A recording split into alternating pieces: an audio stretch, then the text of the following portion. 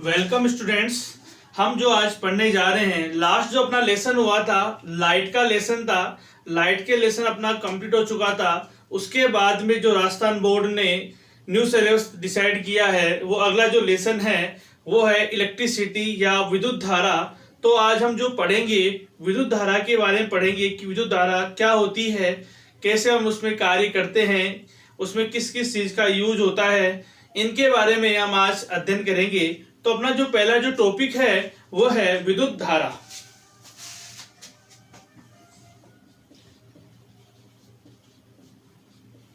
विद्युत धारा, इलेक्ट्रिसिटी।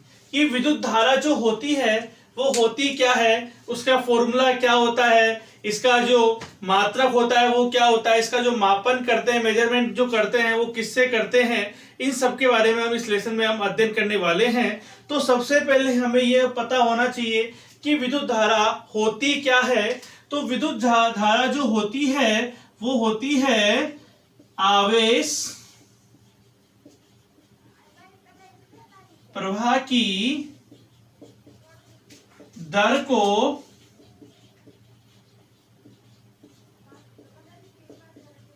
विद्युत धारा कहते हैं। जो आवेशों की जो प्रवाह होती है उसे क्या कहते हैं, विद्युत धारा। तो इसका जो फॉर्मूला जो बनेगा कि विद्युत धारा इलेक्ट्रिसिटी का जो फॉर्मूला होता है वो क्या होता है, तो हम इसकी जो डेफिनेशन जो हमने बनाई है उसी के आधार पर हम इसका फॉर्मूला भी बनाते हैं। तो देखिए, विद्युत धारा बराबर क्या प्रवाहित हो रहे हैं, आवेश हो रहे हैं। तो और आवेश प्रवाह की दर क्या होती है, समय। तो आवेश बटा जो समय होगा वो इलेक्ट्रिसिटी का फॉर्मूला होगा कि इलेक्ट्रिसिटी बराबर विद्युत धारा बराबर आवेश बटा जो समय होता है। इसके बाद में हम इसको जो डिनोट करेंगे, प्रदर्शित करेंगे, वो विद्युत धारा को I से प्रदर्शित किया जाता है, जबकि आवेश को Q से और समय को T से। और ध्यान रखना, हमेशा जो समय होता है ऐसा ही मात्रक की जब बात करते हैं तो हमेशा सेकंड में लिया जाता है। तो हमेशा अगर समय सेकंड में नहीं दे, मिनट में दे, आवर्स में दे, तो उस समय को हमें मिनट में हमेशा चेंज करना होता है। तो I बराबर Q अपॉन T होगा। इसी प्रकार ये अपना जो फॉर्मूला है। और Q बराबर जो होता है, Q बराबर होता है नंबर ऑफ इलेक्ट्रॉन्स कि इलेक्ट्रॉन्स की जो नंबर है वो क्या है।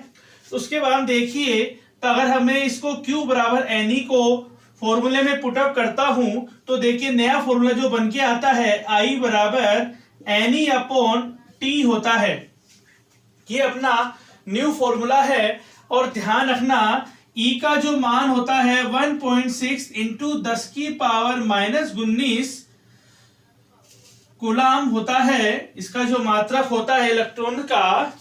इसी प्रकार अगर हम बात करें कि जो विद्युत धारा है उसका जो मापन किया जाता है, कि विद्युत धारा का जो मापन करते हैं वो किसमें करते हैं, तो उससे पहले हम वापस एक बार रिवाइज कर रहे हैं कि आवेश प्रवाह की जो दर होती है उसे विद्युत धारा कहते हैं। विद्युत धारा बराबर क्या होगा, आवेश बटा समय होगा। और विद्युत धारा को I से प्रदर्शित किया जाता है, आवेश को Q से, समय को T से प्रदर्शित किया जाता है। और Q बराबर क्या होता है, नंबर ऑफ इलेक्ट्रॉन्स होते हैं। और जो E की जो वैल्यू है, ये जो वैल्यू है वो E की वैल्यू है, उस E की जो वैल्यू होती है 1.6 इंटू 10 की पावर -19 कूलाम होती है। इसी प्रकार जो I बराबर होगा Ne upon T, new formula निकल के अपने पास आता है। अगर हम इसकी मात्रक की बात करें कि धारा का मात्रक क्या होता है, आवेश का मात्रक क्या होता है, तो जो धारा का मात्रक होता है वो होता है एम्पियर। और इसी प्रकार आवेश का जो मात्रक होता है वो होता है कूलाम। और समय का जो मात्रक होता है वो होता है सेकंड। तो जो एम्पियर को जो प्रदर्शित किया जाता है वो A से प्रदर्शित किया जाता है और कूलाम को C से प्रदर्शित किया जाएगा और समय को सेकंड से SEC। ये इसी का जो मात्रक होता है। तो इस प्रकार हम कह सकते हैं आवेश प्रवाह की जो दर होती है विद्युत धारा कहलाती है, और विद्युत धारा बराबर जो होगा आवेश बटा समय होगा, और आवेश क्या होता है आई बराबर क्यू अपॉन टी, और क्यू बराबर जो हम लिख सकते हैं नंबर ऑफ इलेक्ट्रॉन्स ई बराबर 1.6 इंटू 10 की पावर माइनस 19 कूलम, और आई बराबर जो होता है एन ई अपॉन टी, और अगर मात्रक की बात करें तो एम्पियर बराबर कूलम बटा सेकेंड। इसी प्रकार में अगर यहां बताऊं आपको,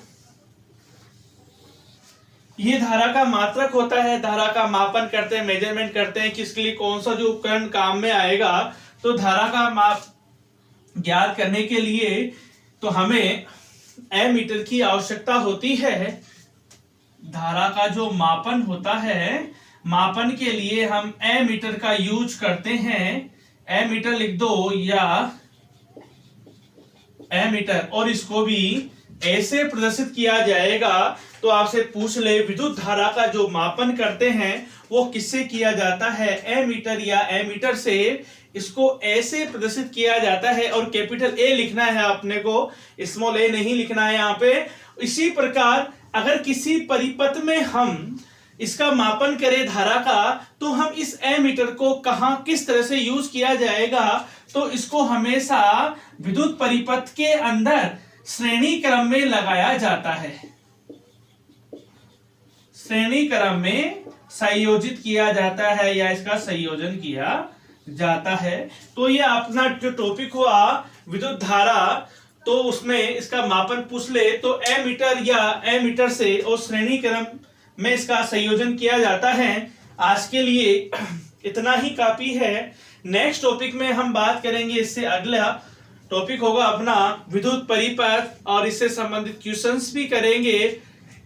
आप इसका स्क्रीनशॉट भी ले सकते हैं और इसको राइट डाउन भी कर सकते हैं। Thank you. और अगर आपको चैनल पसंद आ रहा है यूट्यूब मेरा, तो इसको लाइक एंड सब्सक्राइब करना ना भूले, और लगातार आपको 10th और 12th बोर्ड के न्यू सिलेबस जो एनसीईआरटी ने डिसाइड किया इस साल, उसके वीडियो आपको लगातार मिलते रहेंगे, पर लाइक एंड सब्सक्राइब करना ना भूले।